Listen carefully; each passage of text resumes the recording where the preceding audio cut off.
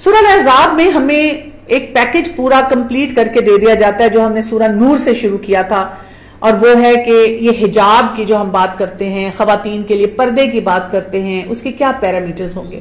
تو میں آپ کو ایک اوور ویو اس کا دینا چاہوں گی. 3 باتیں ہم نے سمجھنی ہیں، ایک ہوتا ہے ڈریس، ایک ہوتا ہے سطر، ایک ہوتا ہے حجاب. اور ہمیں اس کی بھی لیمیٹیشن بتا دی گئی، وہ صاف اور شفاف، ٹائٹ نہیں ہونا چاہیے، سی تھرو نہیں ہونا چاہیے. اسی لیے ڈریس میں خواتین کو بتا دیا گیا ہے کہ جی آپ کلرز بھی پہنیں، لیسز لگائیں، ڈیزائننگ کریں، کوئی آپ کو اس میں اس طرح کی بندش نہیں دی گئی سوائے یہ جو 2 باتیں، ان کو مد نظر رکھنا. پھر ہمیں ڈریس کے ساتھ ایک اور بات انڈور گھروں کے اندر رہتے ہوئے سکھا دی گئی، سطر کی لیمٹس. سطر کیا ہے کہ وہ حصہ جو ہر حال میں ایک مرد اور عورت کا کور ہونا چاہیے، کہ ایک مرد کا مرد سے، مرد کا عورت سے، عورت کا عورت سے کیا سطر ہوتا ہے، یعنی وہ bare minimum part of the body that should be covered. اور پھر ایک حجاب ہوتا ہے جو گھر سے باہر نکلنے کی ریکوائرمنٹ ہوتی ہے. تو ڈریس کے لیے بھی بتا دیا گیا، شو آف نہیں ہونا چاہیے، ایکسٹراویگنس نہیں ہونا چاہیے، اموڈسٹ نہیں ہونا چاہیے، کیونکہ یہ آپ کی پوری پرسنالٹی کی ریفلیکشن ہوتا ہے. ٹھیک ہے، ہم یہ نہیں کہہ سکتے کہ جو مرضی میں لباس پہنوں اندر سے میرا دل صاف ہے. کئی شہر سے گزرتے ہیں، ایک گھر یہ نہیں ہو سکتا گھر باہر سے ٹوٹا پھوٹا ہے اور اندر سے اس محل کی طرح، جو باہر نظر آ رہا ہوتا ہے اندر سے بھی اس گھر میں تقریباً ویسا ہی ایک چھاپ ہوتی ہے. تو ڈریس ہمیں مردوں کے لیے بھی بتا دیا گیا کیسا ہونا چاہیے، عورتوں کے لیے بتا دیا گیا، اور مردوں کو مردوں کی طرح ڈریس اپ ہونا چاہیے، عورتوں کو عورتوں کی طرح ڈریس اپ ہونا چاہیے. اور یہ جو ڈریس سینس ہے نا، صحیح ڈریس سینس اسلامک، یہ ایک قسم کا چین ریئیکشن ہے. جس کو صحیح لباس پہننا آتا ہوگا نا، وہ اگلے سٹیپس کو صحیح کرے گا. آپ میں سے اگر کوئی یہ چاہتا ہے کہ میں اللہ تعالیٰ کے حکم کے مطابق اس حجاب کو اپناؤں، تو اس کو سب سے پہلے اپنے ڈریس سینس کو ٹھیک کرنا ہوگا، اس کے اندر شرم و حیا لے کر آنی ہوگی. اسی طرح شیطان کا بہت بڑا رول ہے، کیونکہ شیطان چاہتا ہے کہ ہم بے حیائی کے قریب سے قریب تر ہوتے چلے جائیں. پھر ہمیں سد ذرائع دے دیے گئے، جیسے میں نے آپ کو بتایا سطر کی لیمٹس ہیں، محرم نہ محرم کا کانسیپٹ دے دیا گیا، اپنی نظر کو نیچا رکھنے کے لیے بتا دیا گیا، ایکسپٹ شادی کا معاملہ ہے اس میں آپ دیکھ سکتے ہیں، کورٹ میٹرز ہیں، ڈاکٹر کی کنسلٹیشن ہوتی ہے اس میں دیکھنے کی ضرورت پڑتی ہے. پھر ہمیں زینت کے بارے میں بتا دیا گیا، سورہ نور میں ہم نے دیکھا تھا کہ آپ نے اپنا ڈریس کیسا کرنا ہے، میک اپ ہے، اور اس میں خمار کا بتا دیا گیا. پھر اس میں خمار کا ذکر آیا گیا. خمار کیا ہوتا ہے؟ جیسے آپ نے یہ لفظ سنا ہوگا کہ قرآن میں آتا ہے کہ اپنی اوڑھنیوں سے اپنے سینے کو کور کر لو، سینے کو ڈھانپ لو. تو بہت سے لوگ اس پہ باتیں کرتے ہیں کہ سر کور کرنے کی تو کہیں بات ہی نہیں ہے، پتہ نہیں کیوں یہ سر کور کرنا شروع کر دیتے ہیں. اگر میں آپ سے پوچھوں کہ ساکس کہاں پہنی جاتی ہیں، آپ کہیں گے پاؤں میں. اچھا، کوٹ یا جیکٹ کہاں پہنی جاتی ہے؟ Obviously upper part of the body. Pants, trousers, shalwar کہاں پہنی جاتی ہے؟ Lower part of the body. Understood ہے. اسی طرح یہ جو لفظ ہے نا خمار، خمار اس ڈریس کو کہتے ہیں جو آپ کے پورے سر کو کور کرتا ہے، کانوں کو، گردن کو، اور اس ڈریس کو کور کرتے ہوئے کہا جا رہا ہے کہ اس سے اپنی سینوں کو بھی کور کرو، کیونکہ اس زمانے میں عرب عورتیں یہ کرتی تھی کہ اس طرح کے ڈریس پہن کے کانوں کو بھی ایکسپوز کرتی تھی، گلے کو بھی ایکسپوز کرتی تھی، اور یہ جو پلو ہوتے تھے ان کو اوپر لے جا کر باندھ لیتی تھی. تو ان کو کہا گیا کہ نہیں، اپنے سینے کو بھی اس سے کور کرو. کیونکہ ہمیں عربک نہیں آتی نا، تو پھر ہم یہ بات نہیں سمجھتے. ہمیں یہ بھی بتا دیا گیا ہے کہ جو ہماری سیکشل ڈیزائرز ہوتی ہیں اس سے بھی اپنے آپ کو بچایا جائے، جیسے کرشز ہیں، انٹرنیٹ پہ ہماری کیسی ایکٹیویٹی ہونی چاہیے، موویز ہم دیکھتے ہیں، سیکشل پروورژنز ہیں، کس طرح کی کمپنی میں رہتے ہیں، ڈائٹ کے بھی اس پہ اثرات بتائے گئے. اب ایک لڑکی نے گھر سے باہر نکلنا ہے، اب اس کو کیا کہا گیا؟ یہاں پہ وارننگ دے دی گئی کہ تبرج نہیں ہونا چاہیے، تبرج الجاہلیہ نہیں ہونا چاہیے آپ کا. اب آپ نے لارجر سوسائٹی سے کمیونیکیٹ کرنا ہے.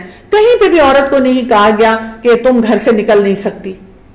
نکلنا پڑے گا، خواتین کو پڑھائی کے لیے نکلنا پڑے گا، اپنے کو ضروری کام کرنے کے لیے نکلنا پڑے گا، اگر وہ کہیں جاب کرتی ہے اس کو نکلنا پڑے گا.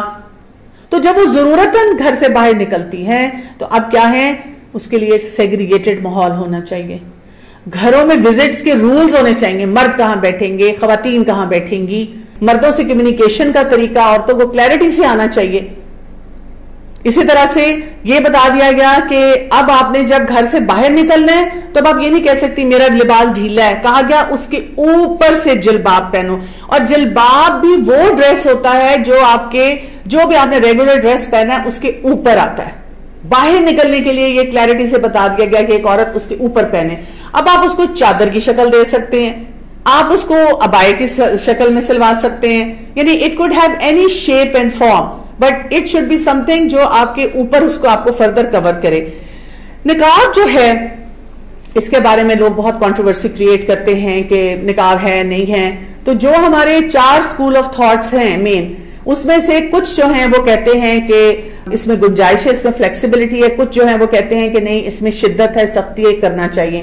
لیکن تمام ائمہ اس بات پہ متفق ہیں کہ جہاں جہاں فتنہ ہے وہاں پر ایک لڑکی کو اپنے چہرے کو کور کرنا چاہیے، جہاں جہاں فتنہ ہے۔ اب آپ دیکھیں آج کل ہم ماسک بھی تو پہن رہے ہیں نا، اور ہم ایک زمانے میں سوچتے تھے کہ میں تو کبھی کور ہی نہیں کر سکتی، مجھے سانس نہیں آئے گا۔ اب کیسے سانس آ رہا ہے ماسک کے ساتھ؟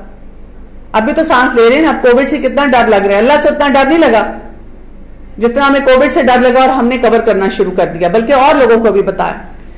ایسی جب تمام باتیں بتائی گئیں، سکھائی گئیں، تو کئی دفعہ خواتین کے اندر نا ایک وہ جوش اور جذبہ آ جاتا ہے نا ویمن رائٹس کا، کہ ہمیں کیوں کہا جا رہا ہے، مردوں کو کیوں نہیں پردے کا کہا، مردوں کو کیوں نہیں یہ چیز بتائی گی، مرد یہ کیوں نہ کرے، مرد وہ کیوں نہ کرے۔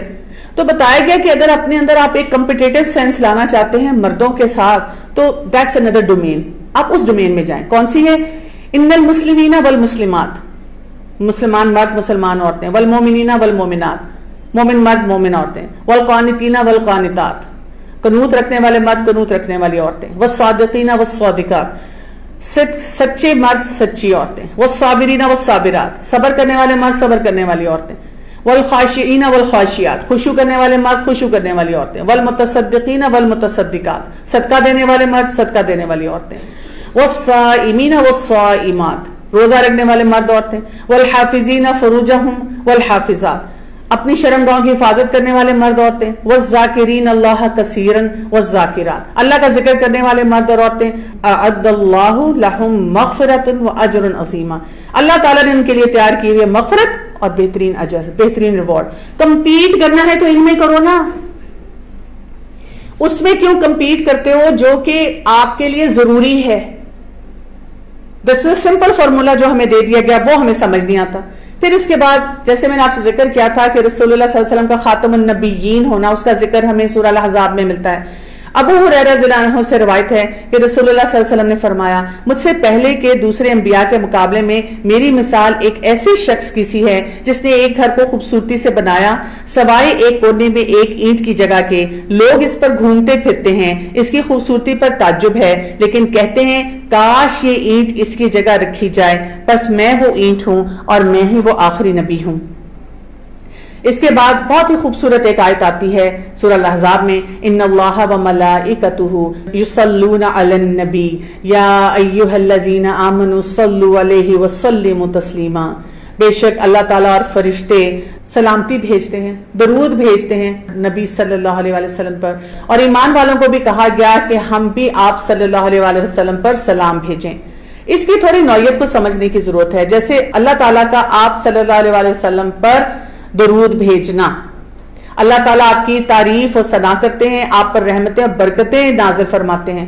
فرشتوں کا درود بھیجنا کیا ہوتا ہے کہ آپ کے لیے رحمت اور مغفرت کی دعا کرتے ہیں اور بلندی درجات کی دعا کرتے ہیں۔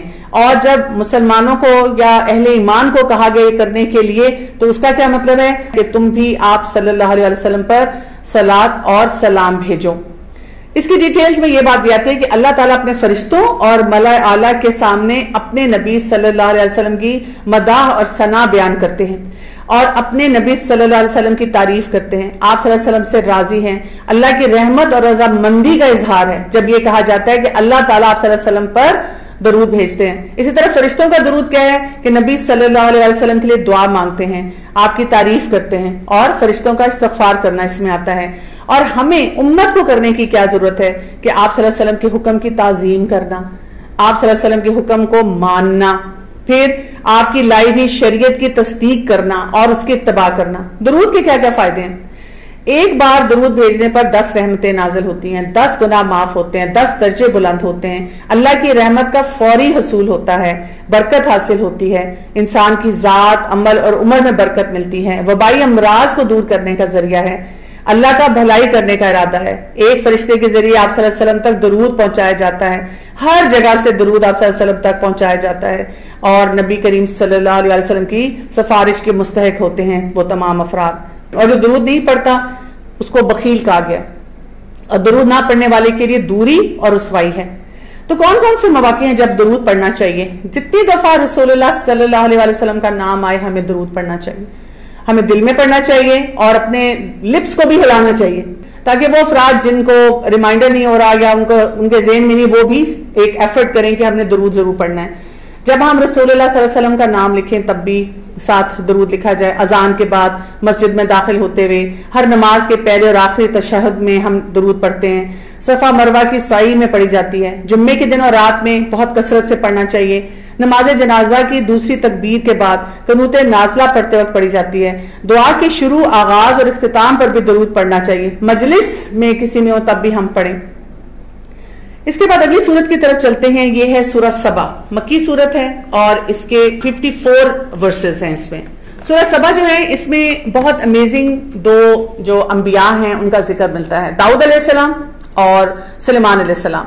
یہ دو انبیاء تھے جو کہ ان کے پاس بادشاہت بھی تھی، یونیک ایکسیپشنل ان کو حکومتیں دی گئی تھی جن کے بارے میں ہم پڑھ سکتے ہیں، اور بہت بڑی بات ان میں کیا تھی کہ ان کے اندر اللہ تعالیٰ کے لیے بہت زیادہ شکر گزاری تھی۔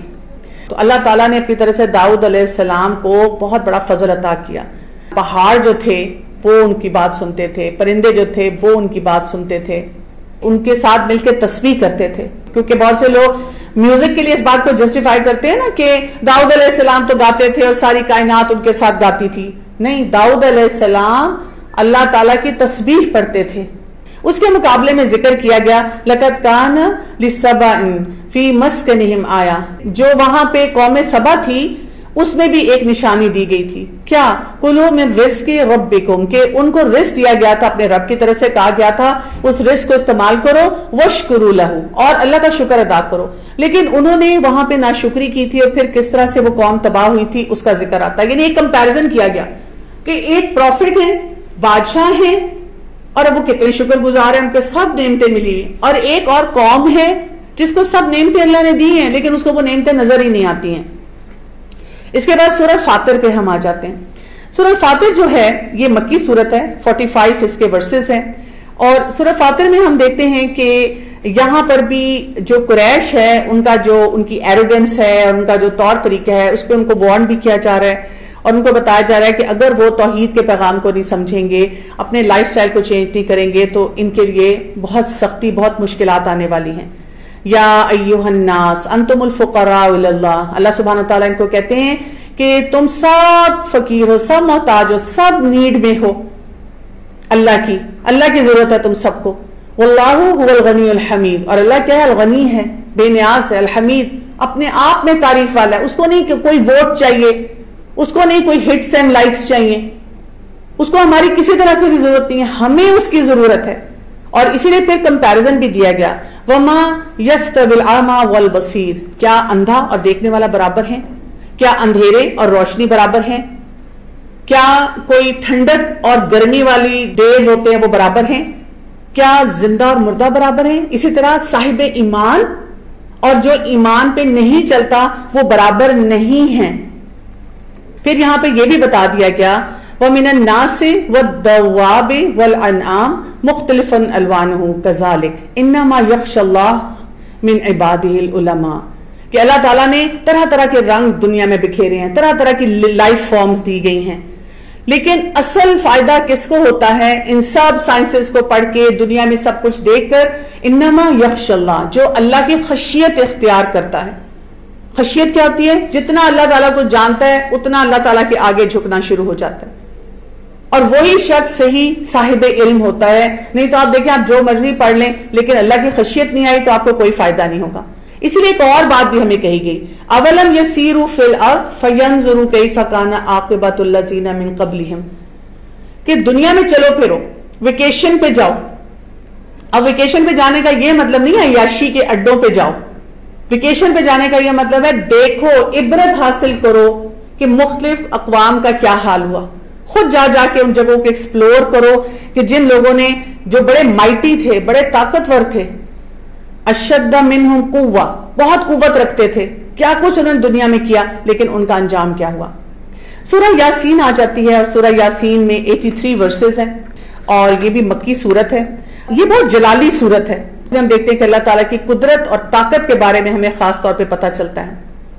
اِنَّا نَحْنُ نُحْيِي الْمَوْتَى وَنَكْتُبُ مَا قَدَّمُوا وَآثَارَهُم، کہ انسان کے جو آثار چھوڑ کے جاتا ہے نا، اس کے بارے میں انسان کو غور و فکر کرنا چاہیے، کیونکہ اللہ ہے جو کہ نحی الموتى، زندگی دے گا موت کے بعد. پہلے موت دینی ہے، پھر اس کے بعد زندگی دینی ہے، اور پھر ہمیں ٹریس کروانا ہے کہ سارا وہ پورا ڈیٹا نکال لینا ہے اور بتانا ہے کہ ہم نے کیا کیا کیا. تو ہم جہاں جہاں سوچیں میں یہاں پہ کیا امپرنٹس چھوڑ کے جا رہی ہوں، میں نے کیا کیا امپرنٹس کہیں چھوڑے، کہیں میں نے تھیٹر میں چھوڑے، سنیما تھیٹر میں چھوڑے، غیبت کرتے ہوئے چھوڑے، سچ بولتے ہوئے چھوڑے، صدقہ دیتے ہوئے چھوڑے، نماز پڑھتے ہوئے چھوڑے. اور پھر وَنُفِخَ فِي الصُّورِ، ایک وقت آنا ہے جب سور پھونکا جانا ہے. جب لوگوں کو وہ نوعیت ساری نظر آئے گی، وہ کیا کہیں گے؟ ہَذَا مَا وَعَدَ الرَّحْمَنُ وَصَدَقَ الْمُرْسَلُونَ، جو ہمارے رب نے کہا تھا، رحمان نے کہا تھا، وہ تو وعدہ پورا کر دیا. ایبسولوٹلی جیسے کہا تھا ویسے ہی ہو گیا. جو رسول پیغام لے کر آئے تھے وہ بھی سچ تھا. ابو سعید نے بیان کیا، رسول اللہ صلی اللہ علیہ وسلم نے فرمایا، میں کیسے آرام کر سکتا ہوں جب سینگ والا اسے اپنی ہونٹ سے پکڑے ہوئے ہے، اس کے کان سن رہے ہیں کہ اسے کب پھونکنے کا حکم دیا جائے گا تاکہ وہ پھونک دے. یعنی آپ صلی اللہ علیہ وسلم نے بتایا کہ جس نے جو ہے سور پھونکنا ہے، جس فرشتے نے، وہ یوں لگا کے اس کو بیٹھا ہوا ریڈی. اور ہم دیکھیں کتنی ہم کہہ رہے ہیں ابھی تو یہ ہونا ہے، پھر وہ ہونا ہے، پھر آگے چلنا ہے. قالوا یا ویلنا من بعثنا من مرقدنا ھذا ما وعد الرحمن وصدق المرسلون. تو اس وقت لوگ جو ہیں پریشان ہوں گے، سوچیں گے. اور آخری بات سورہ صافات، مکن سورت 182 ورسز. اس سورت میں بھی ہم دیکھتے ہیں کہ کیونکہ قریش یہ بھی کرتے تھے کہ فرشتوں کو بار بار کہتے تھے کہ اللہ کی بیٹیاں ہیں، اور خود اپنی بیٹیوں کو یا فیمیلز کو کوئی رائٹس نہیں دیتے تھے. تو یہاں پہ اللہ سبحانہ وتعالیٰ ان کو فرشتوں کے سٹیٹس کے بارے میں آگاہ کر رہے ہیں. والصافات صفا، کہ وہ جو فرشتے ہیں تم ان کی صف دیکھ لو، ان کی لائن دیکھ لو، ان کا ڈسپلن دیکھ لو. اِنَّا كَذَلِكَ نَجْزِي الْمُحْسِنِينَ، اور اللہ تعالیٰ اس میں بار بار یہ بتاتے ہیں اللہ جزا دیتے ہیں محسنین کو. إِنَّهُ مِنْ عِبَادِنَا الْمُؤْمِنِينَ، کہ اللہ کے بندے جو ہوتے ہیں وہ ایمان لانے والے ہوتے ہیں. إِذْ جَاءَ رَبُّهُ بِقَلْبٍ سَلِيمٍ، اور وہ اللہ تعالیٰ کے پاس کون سا دل لے کر آتے ہیں؟ جس کو ہم قلب سلیم، جس کے بارے میں ہم نے پڑھا تھا. اور پھر اس میں ایک بڑی خوبصورت دعا بھی آتی ہے. یہ وہ دعا ہے جو ہم کسی بھی مجلس کے اختتام پہ پڑھ سکتے ہیں. تو اس میں اگر ہم سے کوئی چھوٹی موٹی غلطی، بھول، کوئی ایسا گناہ ہو گیا ہو نہ چاہتے ہوئے، تو اللہ تعالیٰ اس کو پھر اس سے ہمیں معاف فرما دیتے ہیں. سبحان ربک رب العزت عما یصفون والسلام علی المرسلین والحمد للہ رب العالمین. اور اسی صورت میں یہ بھی بار بار آتا ہے الا عباد اللہ المخلصین، اپنے آپ کو خالص کرنے کی ضرورت ہے.